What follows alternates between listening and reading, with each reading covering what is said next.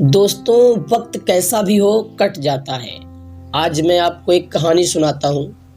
एक बार एक राजा अपने बगीचे में टहल रहे होते हैं। तभी वहाँ पर एक महात्मा जी आते हैं और उस राजा को एक ताबीज़ देते हैं।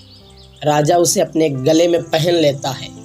महात्मा जी राजा से कहते हैं कि राजा साहब, आप इस ताबीज़ को तब खोलिएगा जब आपके ऊपर बहुत बड़ा संकट हो, बहुत बड़ी विपत्ति हो। राजा साहब कहते हैं, जैसी आज्ञा आपकी, जो आपने बोला वैसा ही होगा।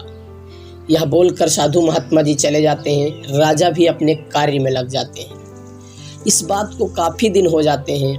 उसके बाद राजा शिकार पर जाता है और शिकार पर शेर का पीछा करते करते राजा अपने सैनिकों से अलग हो जाता है और शेर का पीछा करते करते कब वह दूसरे राज्य में प्रवेश कर जाता है उसको भी पता नहीं चलता है।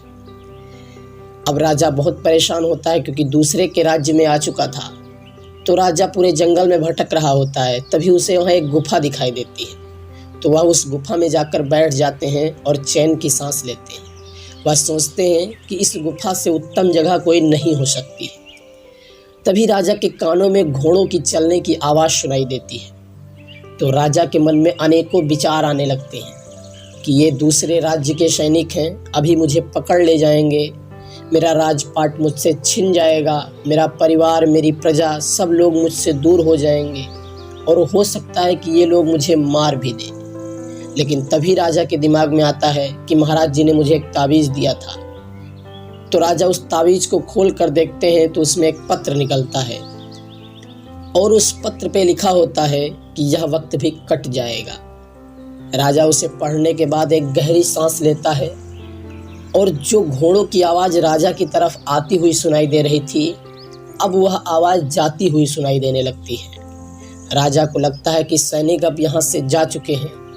राजा किसी तरीके से उस जंगल से रास्ता ढूंढते ढूंढते बाहर आते हैं और अपने राज्य को पहुँचते हैं, अपना राजपाट संभालते हैं। दोस्तों, ये छोटी सी कहानी हमें शिक्षा देती है कि ज़िंदगी में सुख और दुख तो आते रहते हैं, लेकिन दोनों कट जाते हैं। इसलिए सुख को इतना एंजॉय कीजिए कि जैसे दोबारा मिलेगा ही नहीं, लेकिन दुख में इतना धैर्य बना कर रखिए कि ये बहुत जल्द कट जाएगा। मैं राहुल तिवारी आपसे विदा लेता हूँ। फिर मुलाकात होगी एक और नई कहानी के साथ। तब तक के लिए जय हिंद, वंदे मातरम।